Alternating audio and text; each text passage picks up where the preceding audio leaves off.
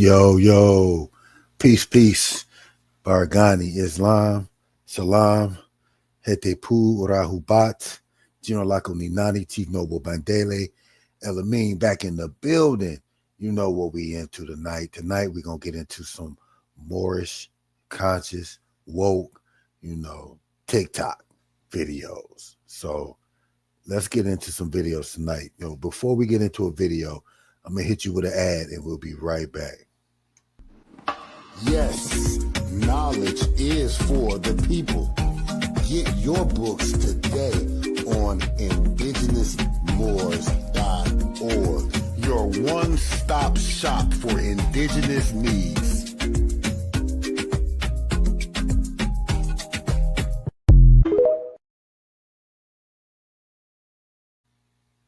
Yo, okay, so we back in the building. So we're going to get into these Moorish TikToks, and I want y'all to keep your mind open. We got lessons to learn, to study. So let's get into this. Backing out. So what we're going to get into tonight, we're going to be dealing with a lot of Moorish and Masonic symbolism, okay? There's a lot of controversy among, temple Moors versus, other Moors, whether Masonry has anything to do with the Moor Science Temple or not, right? But we're not going to get all into that. We're going to let you decide, based on the information that we're going to present, all right? So let's get into this. Let's get into this first video, all right? Let's get it. One appears in the banner. Let's hold up. Let me start it up. Let me start it up. Pluribus unum, or out of many, one, appears in the banner held in the mouth of the American eagle. The word one appears a total of 7 times on the dollar bill. Obeson writes, in magical numerology, the number 7 is regarded with a special veneration. Certain texts that deal with the meanings of numbers insist that 7 stands for the complete temple.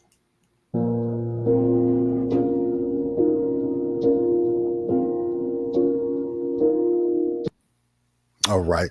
So y'all seen that first video. I don't know if y'all could hear it because it was kind of low, but it was dealing with the number 7. If y'all know anything about the number 7, especially, we're dealing with Moorish science. This is a key number in Moorish science, the number 7. So it kind of got into that a little bit, right?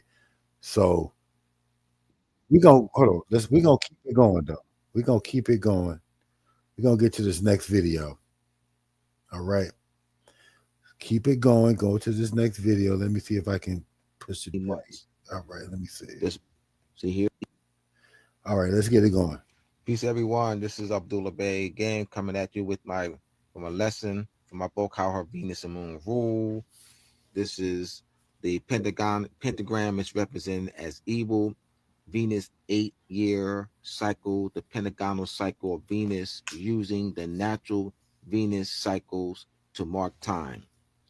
Here you see the Venus 8-year cycle, the pentagonal cycle of Venus. Note, during the 8-year cycle, Venus passes between the sun and the earth 5 times, completing 5 synoptic periods, with each one lasting approximately 584 days, 18 months. This, see here, this marking extreme and setting positions, the northern extreme and the southern extreme of Venus. To get the book, go to moorsandmasonry.org. Thank you very much. Yo, shout out to Abdullah.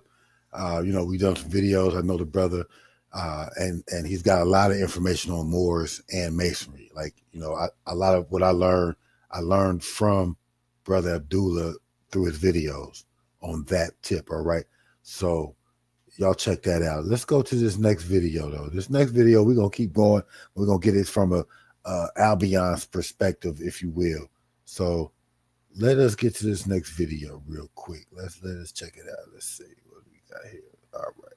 There's a ritual within Freemasonry related to Hiram Abiff, who was an architect that's credited with the building of Solomon's temple. And I found a link to that, and it talked about operational Freemasonry versus speculative Freemasonry. The Freemasons themselves say that they're speculative Masons, and that the Keys of Solomon, the operational Masonry, was lost when Hiram Abiff was murdered by 3 unworthy craftsmen. The Moors were murdered by these beings that can't hold a candle to them, but they can run around in fezzes and all of the regalia of the original Masons and claim to be them, but they're not. At the same time, they are brutalizing and marginalizing those Moors. All right. So, like I said, I want y'all to put your comments in there. Like, what are y'all opinions? What do y'all think about some of these videos? Are they too extreme?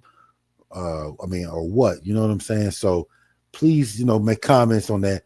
I thought that was an interesting take on that particular video. I don't know. Like, hearing this sometimes from an Albion kind of gets you thinking about some things, you know what I mean? So let's keep it going though. I got another. This one right here is a kind of a long video. It's not necessarily Moorish in the sense of Moorish per se, but man, this is a heavy video. The brother gonna make you think. Let me play this one for you. All right, let's go. Again, a knight is wearing this, and he can't see. That's the front of his mask. We're going to do a lot of critical thinking here in this video. Take a look at that. This right here is a conducting cage. That's what this is, because they were conducting energy and projecting energy and using these as Faraday cages. Let me show you. Pay attention. He's got a cage on his head, metal cage. This is just like those ether collecting antennas. This has collected ether. Now he's using a sword to extract and harness the energy. Look, that's how they used swords. This is why knights are covered in metal. Look, these weapons weren't used the way you think they were used. That's crystal. Crystal.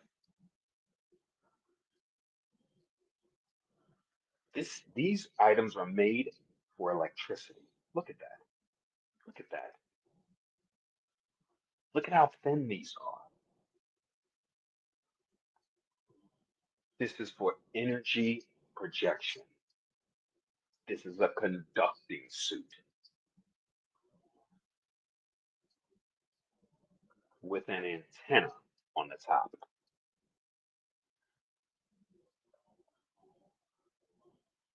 So these suits combined with the ether antennas, and you get an energy projection weapon. We just never wanted to ask no question why this guy was clad in metal from top to bottom, covering up everything. Until now. Let's take a look, shall we? Silicone is a key mineral found in hair, undoubtedly contributing to its antenna ability. Crystals have the power to receive and transmit energy waves. Let's take a look at these weapons. Let me ask you a question. It's the medieval times. This guy is covered in heavy metal, right? What are you doing with your crystal hilted sword? Why would you have a blunt end that is used in battle to bash a dude in the head? This dude's wearing heavy metal. Why would you make it out of crystal glass?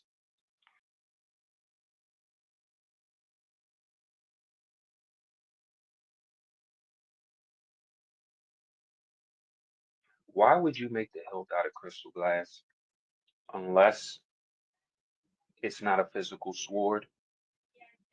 but made to harness and project energy. Remember, y'all, they do not want us thinking about free energy or spirit. They want us stuck in the physical realm. That's why you don't know about this information. Let's go a little bit further. Let's just take a look because we're critical thinking now. Let's take a look. Does it, do those look like those are penetrating anybody's armor? No. Does that look like a slashing device of, no. Actually, what does it look like? It looks like the top of all the cathedrals. Does it not? Okay, my fault, y'all. I be tripping. I had it on mute and I was saying something. What I was saying was, I don't think y'all thought this is where this video was gonna go. All right. This is some other stuff, a lot of science fiction type stuff that we checking out, but he's showing real stuff. So I'm just saying. It looks like it harnesses energy. Does it not? Look at this. Notice the gloves are also metal. Why would your gloves be solid metal? Unless you still wanted to be able to conduct energy through your weapon. Why would you design a hilt of this magnitude when anybody that understands energy knows, look at that. That's an energy amplifier. That's why it's spiraling and doing all the rounded. That's crazy. Look at this. Look at this right here. It comes out, goes up, It's comes back crazy. down, comes back, goes down that way. This is for energy. Look at how thin that is. Are you going to sword battle with that? No, you are not. When I saw this the first time, I thought to myself, man, that's a silly idea to make a sword like that out of crystal. This is a crystal sword with a crystal hilt. And like at first glance, you'll look and it don't look like much, but look at that. It's crystal, which I just showed you is made to harness and project energy. Look closely at the intricate placement. Look at the balance of that. Look at the spacing, gapping. Anybody that knows anything about spark plugs, energy, firing, you know everything needs to be gapped just right. Look at all these little holes and intricate sequences. This is for energy. Look at how beautifully woven that is. If that guy was doing what he was doing with the Faraday cage with just a piece of metal, could you fucking imagine what this motherfucker here do? Hey, yo, check. Could this be what we call Tartarian technology or really Moorish? You know what I'm saying? Even though this ain't a Moorish video, but the technology often goes back to Taria or Moorish. All right, check. Just in case you guys were wondering what that was,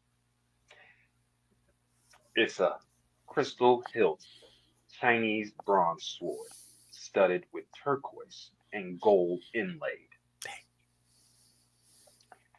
I just said gold inlaid. Yes, yes, yes, yes. That means these lines you're seeing here, all through the crystal, are in gold. Yeah, you could take this motherfucker right here, point it at a nigga, and blast that motherfucker to the other side of the goddamn planet. Facts. I just want y'all to stop thinking about physical things. Stop thinking that we're physical beings. Stop thinking about swords and sword fighting and hitting. We are energy. We are spirit. And they don't want us to know that. They want us thinking physical, physical, physical. These things were not built for physical. This is pure gold.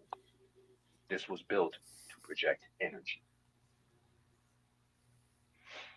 This is called a Vajra. This is a Vajra. This is also made to project energy.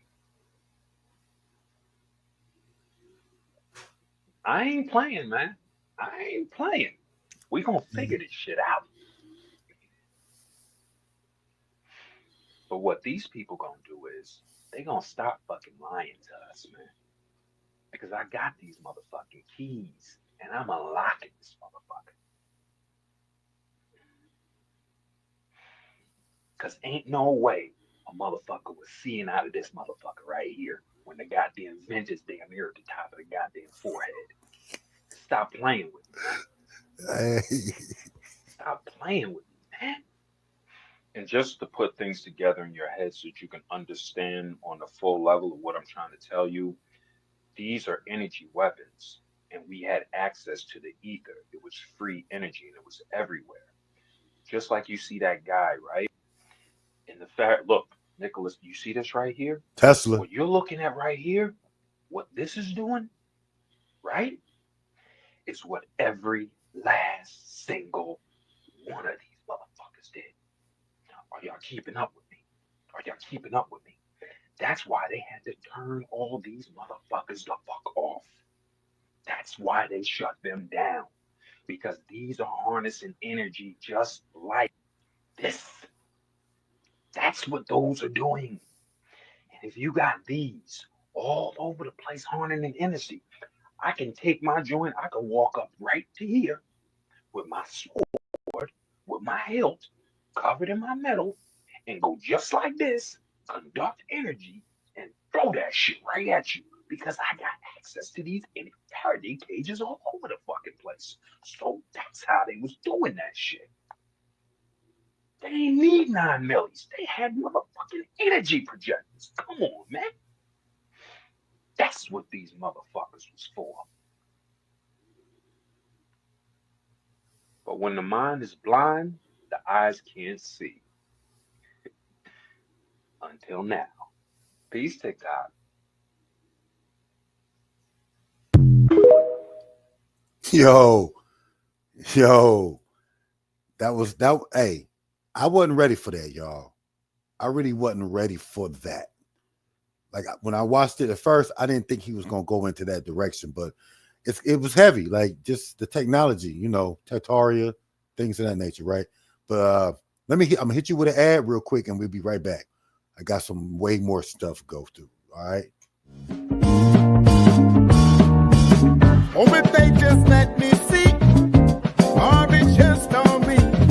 It's showing me the light. Once they set us free, knowledge is the key. Guiding me all right, and that feel right.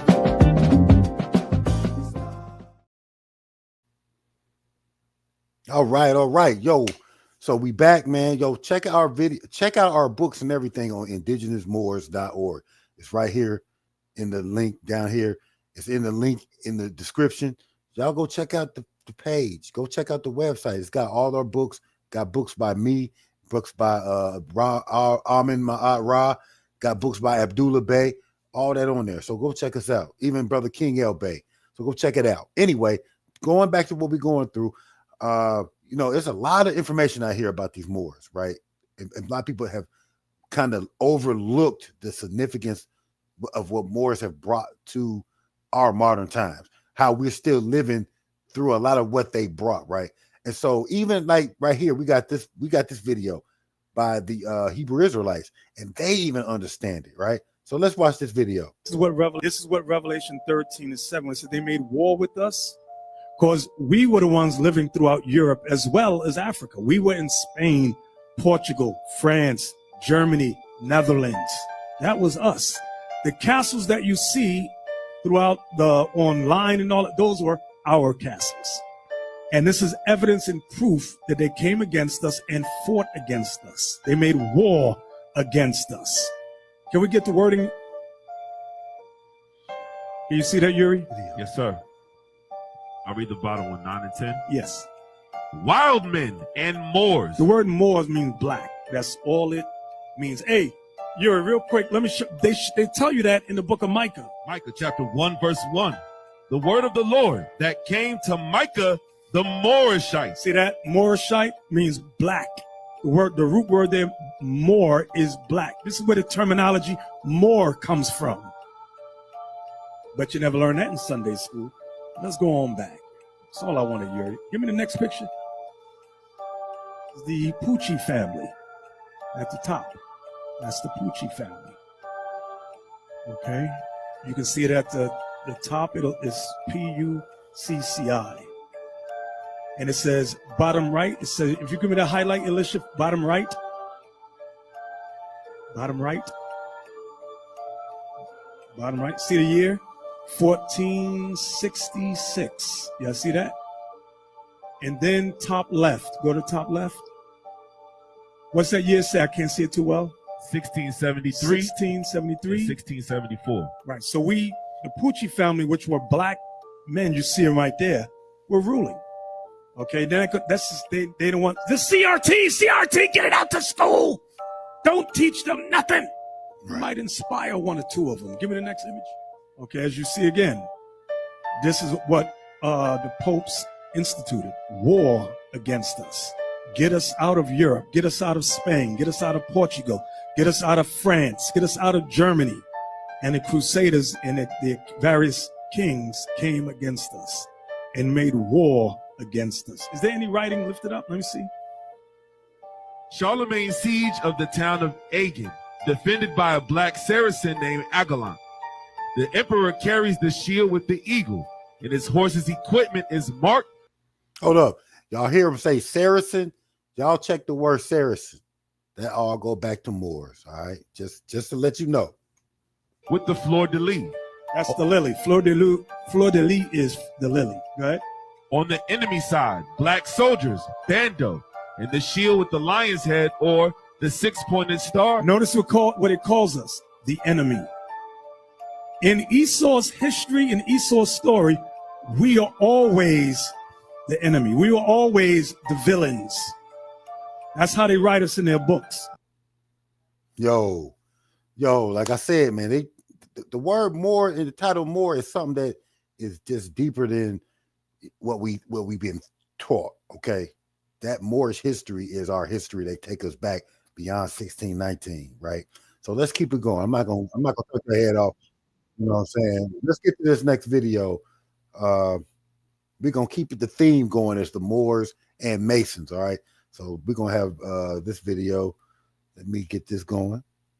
Y'all like this video and subscribe to the channel too. Y'all quit playing. Part 6. Let's keep going. All right. So expression. They all find expression in the device of the seal.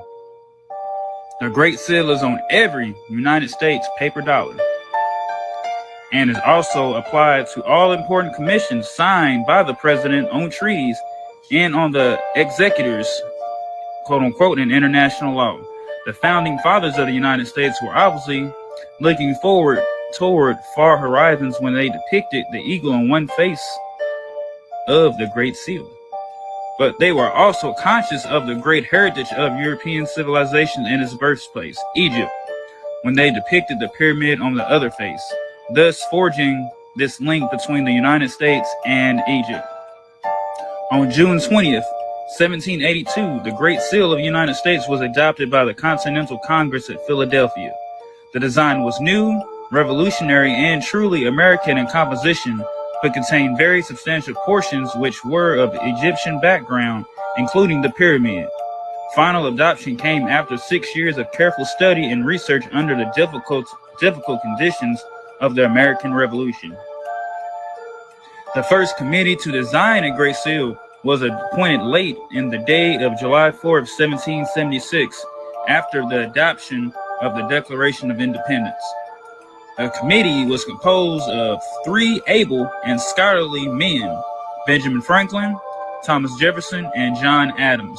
The need for an official seal was considered urgent because inherited English custom and law demanded that the seal of sovereign authority be impressed on all grants and charters to make them valid. The Continental Congress therefore felt the need of a device to verify its principal actions. The committee went to work at once and obtained the services of Eugene Pierre de Cemetery, a West Indian artist living in Philadelphia, and started the long search for a suitable design. In the very first design, Thomas Jefferson suggested ideas from the history of Egypt. In his papers, he also suggested that in addition to the Egyptian design, shields or symbols of Western European nations be used, with the scales of justice, the cap of liberty, and with the eye of providence above, and the words, quote-unquote, e pluribus unum, and 1776, the last in Roman numerals. The committee decided that the seal was to have two sides like a coin or medal, and that proposal was followed with the result that is the only seal in the world having two sides. Du Cemetery thought the seal should change the arms of the Six Nations that had peopled the colonies, so its design depicted the arms of England, Scotland, Ireland, Holland, France, and Germany. All right. He stopped right on time too, because y'all remember those Six Nations. All right. Those six nations is what really has control over the United States today. And I ain't gonna get in all that. Y'all do y'all math, but y'all check what I'm saying. All right. So I'm gonna keep it going because we're gonna keep this Mason. Y'all understand Masonic principles are deeply rooted in dark melanated Moorish people. All right. So I just want y'all to remember that. Let's get on to this next video. All right. Let's go. CM Bay. I think this is let's go. The books I want to refer to are Nature Knows No Color Line by J.A. Rogers and The Golden Age of the Moors by Ivan van Sertima, The Moors in Spain by Stanley Lane Poole. Those are the three major books available at this time dealing with this unknown, omitted, left out history of your past. Okay. The country that you live in is run by a Masonic government. How can I prove that? All you need to do is to pick up a dollar bill and look on the back of it. You'll find a pyramid on the back of an American dollar bill. What is an African building doing on American money is the first question one could and probably should ask oneself if they're curious enough, in terms, again, of a subject matter that you won't get much of in school. That's called symbology. The language of nature is symbology. In that body of secret information is the knowledge that you're supposed to have in your mind as you grow and develop, that tells you who you are, what you are, where you are, and from whence you have come. That's how important hidden knowledge is, how important it is and attached to this concept here.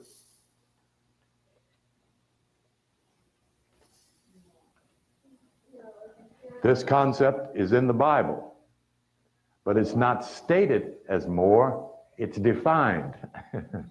Another way you hide something, you don't put the word there, you just define it. Okay? No, that's the way the surname is spelled. This is the old spelling of Moor. You're right. This word here is the same as this word here. Right. This is the Latin spelling of that word.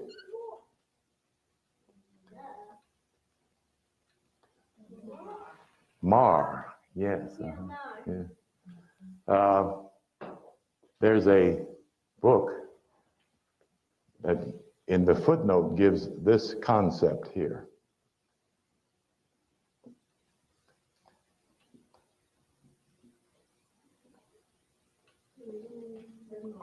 Let me put it here.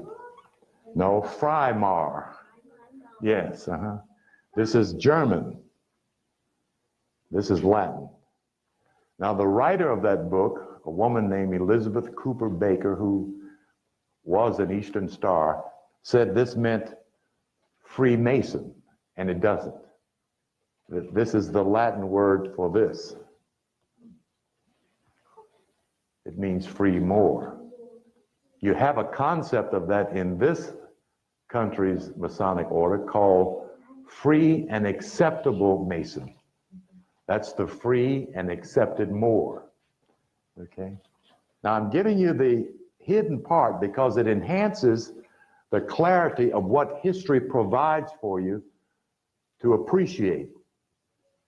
History, or the records of the past, helps to correct our thinking, how we view ourselves in a mirror, and how we view each other.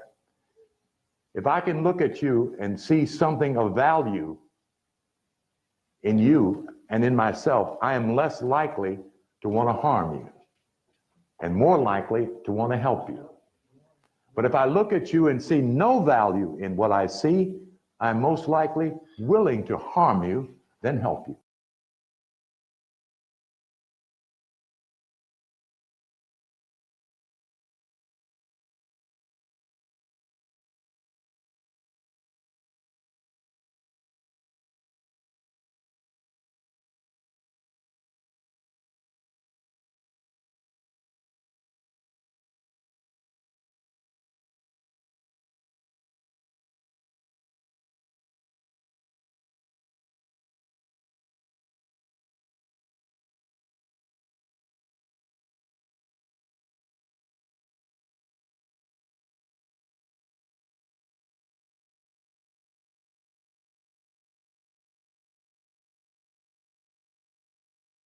Did you know that the Moors are the true indigenous Americans? A Greek named Solon learned this while attending the Egyptian mystery schools in ancient Kemet. While there, the Kemetic high priest informed Solon about an ancient western continent where civilization and humanity originated. Plato eventually popularized this Kemetic history, calling the continent Atlantis and the ocean Atlantic. Both were named after the Greek god Atlas, now the land called Morocco. Plato informs us that the Berbers were colonists, sent from the continent of Atlantis to colonize Africa. The Greek historian Strabo, the Roman scholar Pliny the Elder, and many other notable historians identified Atlas's land with Morocco and Atlas's inhabitants as the Moors.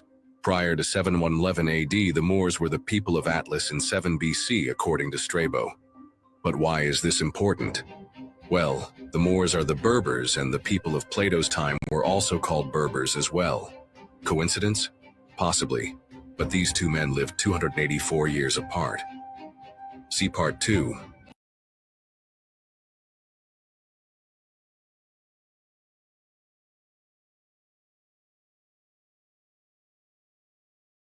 All right, y'all, my fault. I'll be having this mic.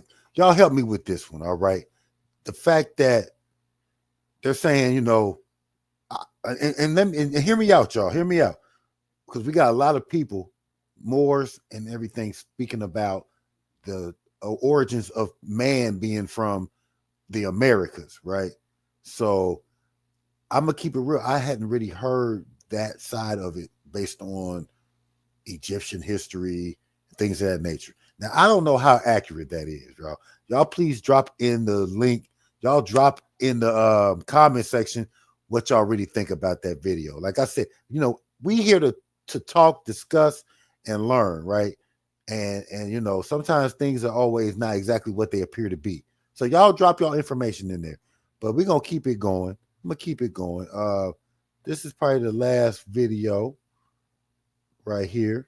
So let's get into this. This is a short video. Let's get into this real quick. Basically, everything that America has that was seceded from Spain came from the Moors. Therefore, retroactively, all of that goes back to us based upon what was written at the Treaty of Granada.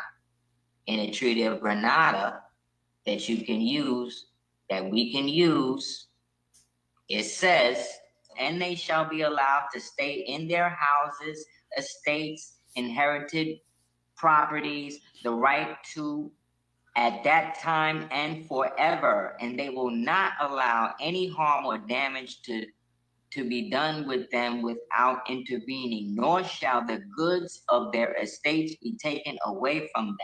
The Moors shall be judged under their own laws and courts by Islamic law, and they shall be accustomed to observing under the authority of their judges. This is why they don't want you to be no more. What Indian document you know got it laid out like this? But this is only if you acknowledge yourself as who you are. This don't apply to you if you anything else. You see what I'm saying? So the goal was then, let's make them something else. So none of this applied to them no more. Yo, okay. I know that was a short video, but I feel like there was a lot said in that video. What y'all think about that video? What I'm hearing in that, and if y'all understand the treaty laws, right? We always talk about the Treaty of Peace and Friendship, but the Treaty of Grenada, which was the earlier treaty that was between the Moors and the Spanish, right, and the Portuguese. But what that was, like I was just reading on this, right, and y'all can check this out in our treaty books, right? Y'all go online and get the treaty books. But what it's saying is that even though the Moors was defeated in Grenada, right, they still had a lot of power and respect. So when they was, they had a choice. When they were defeated in 1492, I mean, was it 1491, right? When they were defeated, they were allowed to stay in their house. They was allowed to keep their religion. It said that the Christians couldn't talk bad against a Muslim or anything. It was against the law. Okay. That's a lot. Like when you look at like American treaties with the Native Americans, man, it wasn't nothing like that. And y'all know they was kicking them off the land and everything. They didn't have any real rights that was left after them Indian treaties, right? But this Moorish treaty, they had a lot of prestige, and it was kind of interesting because they do not discuss that, right? So, you know, it's just we just dropping these jewels once again on another video. Y'all please check out our other videos. Please like this video and please share, yo. Share this video. Let it go. Let it blow up. You know what I mean? And I'm gonna check with y'all on the next video. Hope y'all enjoyed. Peace and love. Tutanana.